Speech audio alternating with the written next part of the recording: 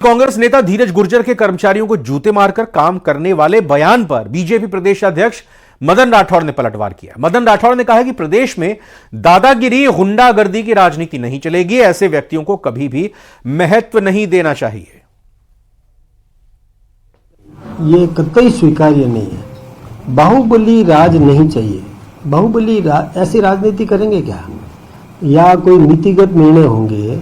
आखिर कहीं अधिकारी ने, किसी ने भी त्रुटि भी की है तो उच्च अधिकारी बैठे हैं जिनके सामने शिकायत की जा सकती है और उचित माध्यम से सक्षम तरीके से बात रखी जा सकती है। इसमें जूतों पे जार या शक्ति बल प्रयोग, मैं सोचता हूँ कि किसी भी राजनेता के लिए ये निंदनीय है, अच्छा नहीं है, कतई नहीं करना चाहिए। यदि इस प्रकार से होता रहा, बाहुबलियों को और संरक्षण मिलता गया तो राजनीति किस दिशा में बढ़ जाएगी? ये राजस्थान है, शांति प्रिय क्षेत्र है। यहाँ पर बाहुबली को कोई अलग से स्थान मिले, महत्व मिले, ये ठीक बात नहीं है।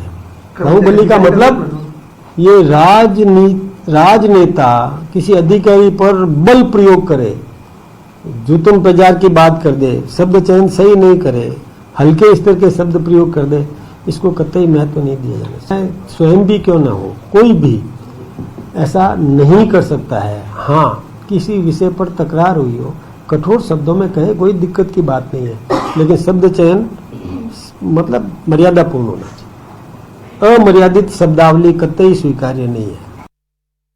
अनूपगढ़ से आ रही बड़ी खबर बताते हैं आपको, जहां श्री विजयनगर मंडी में किसानों का प्रदर्शन हुआ है। किसानों ने नरमा फसल की तौल में गड़बड़ी के आरोप लगाए हैं। धान मंडी के मुख्य गेट को बंद कर किसान प्रदर्शन कर रहे हैं। प्रदर्शन के चलते स्थानीय पुलिस मौके पर मौजूद है। तो बड़ी खबर अनूपगढ़ से आप देख सकते हैं, बड़ी संख्या में किसान यहां पर इकट्ठा हुए हैं। श्री विजयनगर मंडी में किसान प्रदर्शन कर रहे हैं। किसानों ने नरमा फसल की तौल में गड़बड़ी के आरोप लगाए हैं। धान मंडी के मुख्य गेट को बंद करके किसान प्रदर्शन कर रहे हैं। प्रदर्शन के चलते स्थानीय पुलिस मौके पर मौजूद है।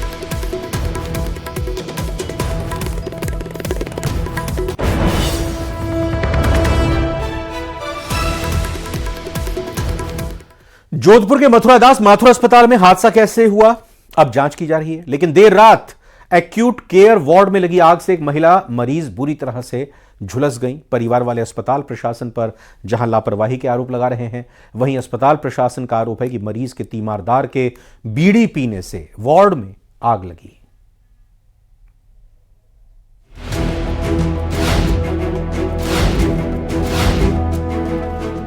मथुरादास माथुर अस्पताल में हादसा, एक्यूट केयर वार्ड में लगी आग, बुरी तरह झुलसी महिला मरीज। जोधपुर का ये वही मथुरादास माथुर अस्पताल है जहां के एक्यूट केयर वार्ड में आग लगने से वहां भर्ती एक महिला मरीज बुरी तरह से झुलस गई। इस हादसे के बाद महिला को आईसीयू में शिफ्ट कर इलाज किया जा रहा है, लेकिन इस बीच आरोपों प्रत्यारोपों का सिलसिला भी शुरू हो गया है। मरीज के परिजनों का आरोप है कि वार्ड में आग अस्पताल के उपकरणों से लगी।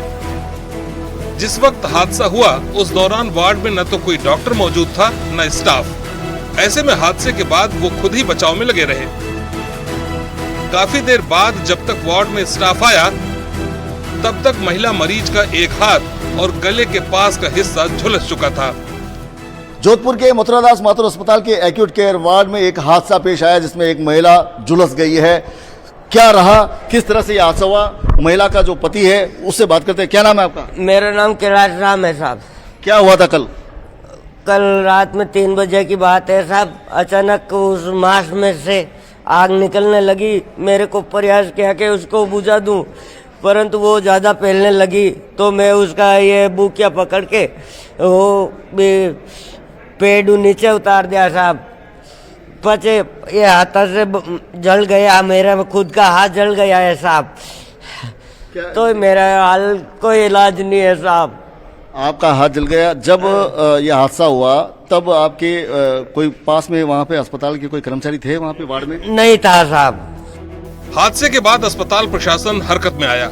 मामले की जांच के लिए कमेटी गठित की गई है जिसमें उप अधीक्षक और नर्सिंग अधीक्षक को शामिल किया गया है।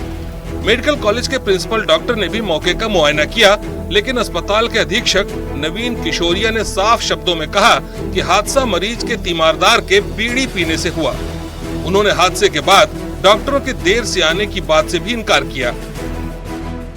गत रात 2:30 बजे एक एक्यूट केयर वार्ड सी में एक क्यूबिकल बना हुआ है, उसमें एक ही मरीज था और उस मरीज के अटेंडेंट रात को 2:30 बजे बीड़ी पीते पीते उसको झपकी आ गई। बीड़ी नीचे जो पड़ा डस्टबिन था उसमें गिर गई और उससे वहां पे लटकी हुई चद्दर ने आंख पकड़ी, ऐसा हमें प्राइमरी प्रतीत होता है। और उसके बाद उस आंख पकड़ने के बाद क्योंकि मरीज ऑक्सीजन भी थी तो उसको कुछ बर्न्स हो गए हैं जो चेहरे और थोड़े ऊपर के हिस्से में हुआ है। मरीज की हालत अभी स्टेबल है, उसका आईसीयू में।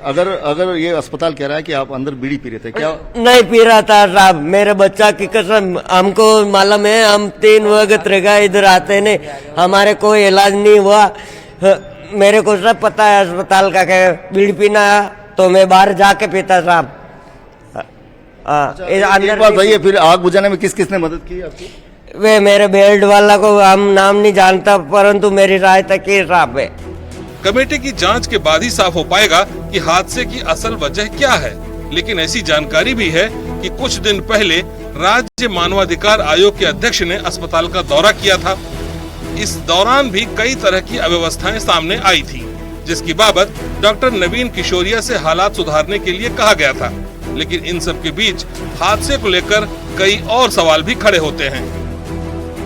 पहला सवाल ये कि जिस एक्यूट केयर वार्ड में महिला मरीज भर्ती थी, वहां नियमों के मुताबिक मरीज की देखभाल के लिए 24 घंटे नर्सिंग स्टाफ और रेजिडेंट डॉक्टर लगाए जाते हैं। ऐसे में हादसे के वक्त सब कहां थे? दूसरा, अगर मरीज का तीमारदार इतने संवेदनशील वार्ड में बीड़ी पी रहा था तो उसे रोका क्यों नहीं गया? तीसरा, अगर हादसा शॉर्ट सर्किट से हुआ तो इसका जिम्मेदार कौन है? एमडीएम अस्पताल में जुलस जाने के बाद कई सुलगते सवाल है कि आखिर यदि ये बीड़ी पी रहे थे तो अस्पताल के कर्मचारियों ने इसे रोका क्यों नहीं? जैसा कि इनका दावा था कि वार्ड में उस समय कोई मौजूद नहीं था, तो आखिर सारे कर्मचारी कहां चले गए? अस्पताल का दावा है कि फायर इक्विपमेंट से जो है आग को काबू किया गया, जबकि इनका कहना है कि आग को इन्होंने बुझाया और आसपास के जो परिजन मरीज थे उनके परिजनों ने बुझाया, और इसके सबूत और गवाह इनके जले हुए हाथ और जला हुआ पैर स्पष्ट गवाही दे रहा है। तो ऐसे में आखिर जो अस्पताल की कमियां हैं उसका ठीकरा मरीज के परिजनों पर फोड़ने का प्रयास क्यों किया जा रहा है? ऐसे कई सवाल हैं जिनका जवाब अस्पताल अधीक्षक के पास मौजूद नहीं है। कैमरामैन समीर खान के साथ चंद्रशेखर व्यास, न्यूज 18 राजस्थान, जोधपुर। टोंक की बड़ी खबर आपको बताते हैं, जहां समरावता मामले में निर्दोषों को रिहा करने की मांग की जा रही है। कलेक्टर के जरिए राज्यपाल और सीएम को ज्ञापन सौंपने की तैयारी हो रही है। टोंक जिले के सर्व समाज ने कलेक्ट्रेट पहुंचकर ये ज्ञापन सौंप भी दिया है। ग्रामीणों पर लाठीचार्ज और गोलियां चलाने का विरोध किया है। नरेश मीणा समेत अन्य लोगों को रिहाई करने की मांग भी की जा रही है। ग्रामीणों को जो नुकसान हुआ है, ग्रामीणों उनके सामान का, उनके वाहनों का, उनके घरों के सामान का उसकी भरपाई करने की मांग की जा रही है। गैर जिम्मेदार अधिकारियों पर भी कार्रवाई करने की मांग की जा रही है। अधिकारियों और पुलिस कर्मियों पर आपराधिक मामला दर्ज करने की मांग की जा रही है। पूरे मामले की न्यायिक जांच करने की मांग की जा रही है।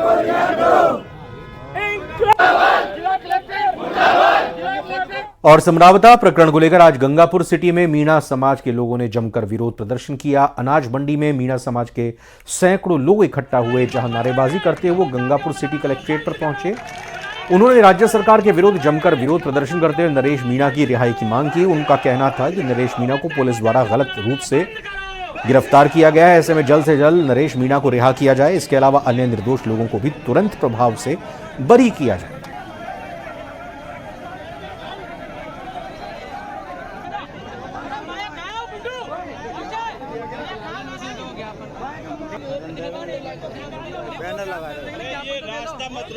वोट दिला रहा है। एक आशा सहयोगिनी जो चित्रा मीणा किले में खड़ी हुई मेरे पे जबरदस्ती वोट दिला जा रहा। तो एसडीएम का काम है वोट दिलाना, उसकी वहाँ की ध्यान रखना। एसडीएम का क्या काम है? जबरदस्ती किसको वोट दिलाने। वो काम जब देने पर मजबूरी नहीं हो रहा, वोट दे, बहिष्कार कर रहा है तो बहिष्कार ही है। जो घटना हुई है वो सबको पता है कि कैसी घटना हुई है। वो छोटे छोटे बच्चों ने, वो बेचारे बड़ी आदमी, वो बूढ़ा डोकरा, ये सब भैंस डांडा ढोर, बेचारा किसान आदमी, उन्होंने क्या किया?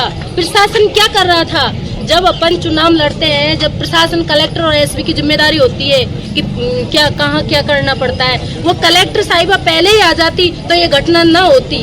ये भाजपा सरकार क्या कर रही थी?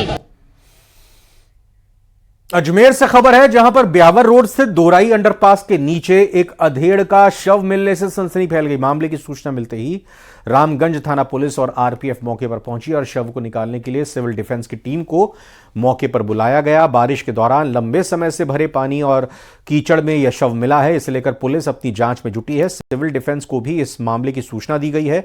कीचड़ और पानी से शव को बाहर निकाला गया है, जिसकी अब तक पहचान नहीं हो पाई है। यह मौत डूबने से हुई या अन्य मामला है, बॉडी नाले में कैसे आ गई और इसके पीछे क्या कारण है, इन सभी पहलुओं को लेकर पुलिस अपनी जांच में जुटी है। हमारा हेड कांस्टेबल अशोक कुमार यहाँ दोराई ड्यूटी में था, तो ड्यूटी के दौरान उसको सूचना मिली। स्टेशन मास्टर ने बताया कि नाले के नीचे कोई व्यक्ति पड़ा है, तो उसने मेरे को सूचना दिया वहाँ थाने से। तो उस थाने पे सूचना मिलने के बाद मैं यहाँ पर आया। मौके पे जीआरपी आई और सब दिन दोनों ना के इनको डीआरएफ को बुला के इसको अभी बाहर निकलवाया और शनाख्त के लिए रखा। बाहर पूछताछ कर रहे हैं, भी कोई जानता है तो बताओ। गुढ़ागौड़जी और सुल्ताना थाने की सीमा पर गोवला में पीछा करते वक्त बदमाशों ने सुल्ताना थाने की गाड़ी को टक्कर मार दी, जिससे पुलिस की जीप क्षतिग्रस्त हो गई और उसमें सवार कांस्टेबल मनोज मीणा को चोट लगी है। एएसपी देवेंद्र सिंह राजावत ने बताया कि हंसलसर में गाड़ियों से दहशत फैलाने और जलाने वाले बदमाशों का गुढ़ागौड़जी पुलिस और डीएसटी पीछा कर रही थी। गुढ़ागौड़जी पुलिस की मदद से ये बात सामने आई है और सुल्ताना पुलिस की जीप को कैंपर से टक्कर मार दी गई। मौके से 4 लोगों को हिरासत में लेते हुए 2 कैंपर समेत बोलेरो गाड़ी को जब्त किया गया है। गुढ़ागौड़जी थाने में सुल्ताना थानाधिकारी भजनाराम ने 18 नामजद समेत 10-15 लोगों के खिलाफ राजकार्य में बाधा डालने का मामला दर्ज कराया है।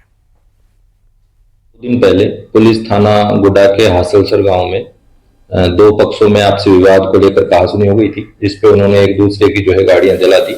उसी घटना के प्रतिकार के रूप में तो रात को भी एक जो गुट है वो नंगली गुजरान और नाटास गांव है, वहां पे इकट्ठा होने की सूचना मिली थी। इनमें करीब 25 से 30 वो आदमी थे और कई गाड़ियां उनके पास थी। इस सूचना पर तुरंत एसएचओ गुडा और एसएचओ सुल्ताना को और जो एजीटीएफ है नवलगढ़ उसको टीम के रूप में बना करके वहां उनके लिए भेजा गया। जहां पुलिस पहुंची तो उन्होंने जो है पुलिस के ऊपर हमला करने के आशय से पुलिस की गाड़ी जो है उस पर उनकी जो पिकअप और बोलेरो वगैरह थी उनसे टक्कर मार के गाड़ी को क्षतिग्रस्त किया है।